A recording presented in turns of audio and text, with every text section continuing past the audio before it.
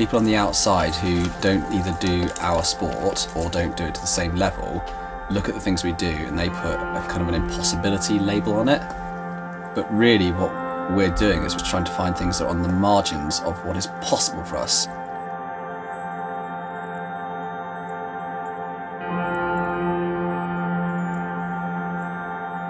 The hardest thing about this challenge is going to be the consistency of working at a certain rate, a certain intensity for 24 hours. When I first heard that they were thinking of doing it, I was just like, this isn't a realistic proposition. But they've got the mentality to think, no, we're going to go for this. They think really big, which is why they've climbed some of the hardest routes in the world. If you put a lot of effort in, you tend to get a lot out in life. And there's not many things in life that give me as much reward as it is doing this. I think these are yours. Are they? Yeah, they feel a bit funny. They have a very good relationship. They kind of go off in their own little world and they have their own little jokes. They look like your big flipper feet. Pete now also has the key to the basement, which really has kind of solidified their relationship. Come on. They both buzz off each other's energy. They're both sort of psyched for the same thing, both the same level of obsession, I think. The relationship that you get with your climbing partner is something that's built up over a period of time. Come on. You need a level of trust and you need to have the same kind of dreams as well. Your dreams might be unrealistic, but if you've got the same dream, you will make it happen. See you later. We've got everything. It's a historic endurance challenge. Do all the Brown and Willans in the Eastern Grit, the Western Grit, from 12 midnight to 12 midnight the next day. The last 10 years we've been building up to this. See you in a bit. Well, very good. Nice, so. I would say it's probably one of the most unachievable challenges that he's ever set himself. I think most people appreciate that staying awake is hard enough. If you add the best part of a marathon of running into that and then climb the whole of the Peak District, which is 130 routes. Most people say that's a year's worth of climbing in one day. There's a fine line between finding what's impossible and what's achievable. Will be right at the limit, but then again, those are the most appealing things.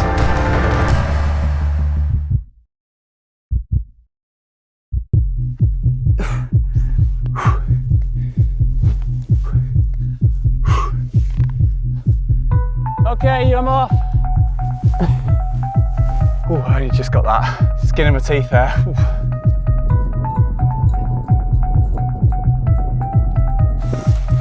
The things that are standing against us are definitely the weather.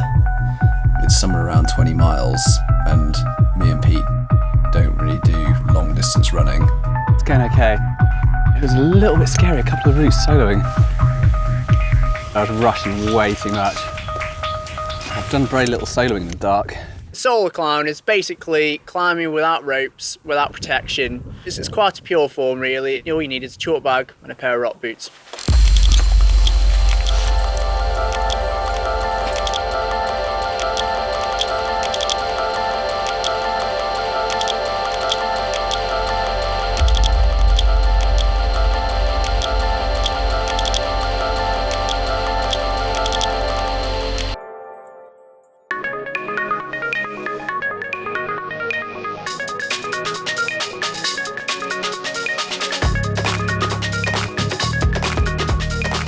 It's going well in terms of time. I'd say it's not going very well in terms of energy. Not quite painful yet, but not pleasant, definitely.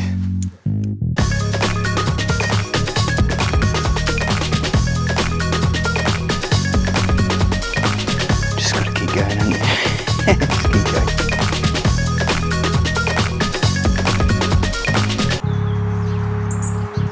Right, shoes, chalk bag, rope, water, food, pick up friend 5, and then keep going until you puke.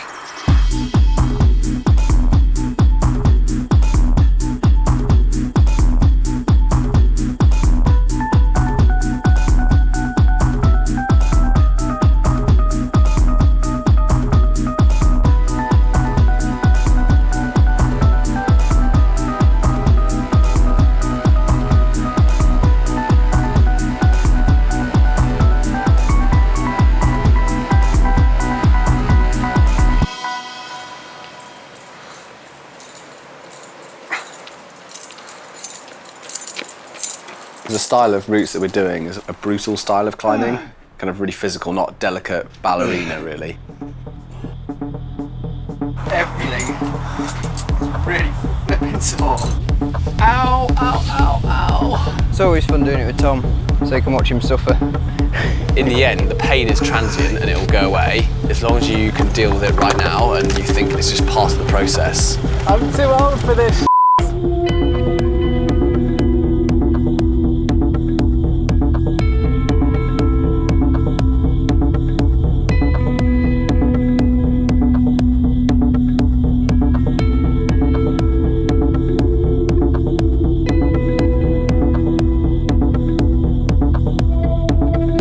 It's really hard for people to understand the sheer amount of hard work we put in because they can't be there every day seeing what we're doing and what we're grinding. The hours are immense. I don't care if it's really early, it's really late. If I get to the end of the day and I haven't done what I needed to do, I'll do it. It's not even a question. So sick. You feel sick? Just nausea. I'll go in a bit.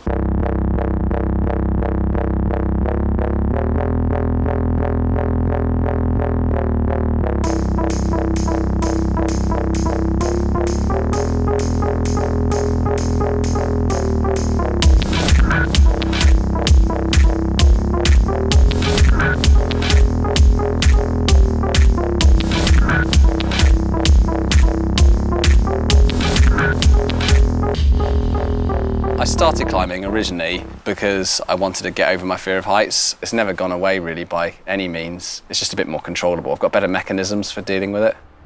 When you're doing very hard climbs and the repercussions of a fall are ending up in hospital or killing yourself, essentially it just comes down to a number of factors which you have to learn to control. You stack up the things against you, the things for you, and slowly it just tips up and it goes in your favour. Come on, I f***ing hate the dark.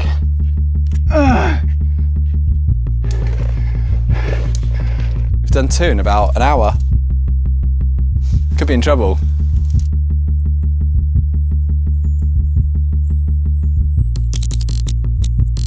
I have not got much more.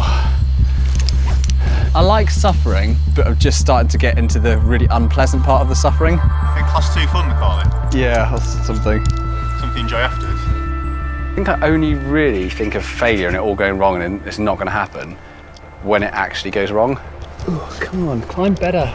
So if I get to the point where I've given 100%, I can't get up, well, I failed.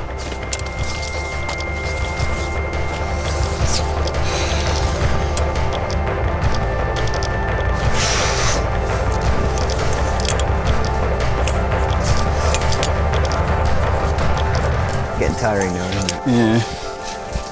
Oh, I could do this. Oh, looks bad. What? Your knees. Yeah. It's been a long day.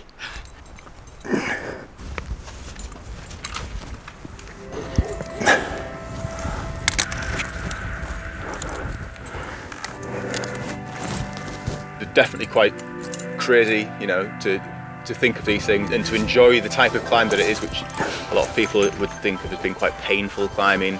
Okay, yeah, take us off. These are the kind of lads that are into that sort of thing, like suffering, I suppose. Like a blooming old man.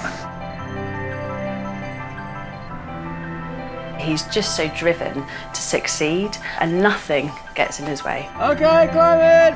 As soon as you say the word giving up, I just immediately just feel really defensive because I really don't like thinking about that.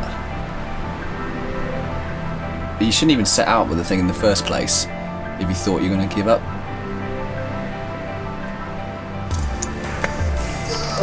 Nailed it.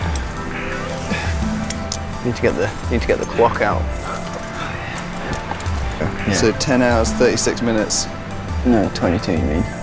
Sorry, 22. Oh God, I can't even think anymore. Oh, nice one. I can't even get the strength to do it properly. Yeah, ready. Oh, definitely.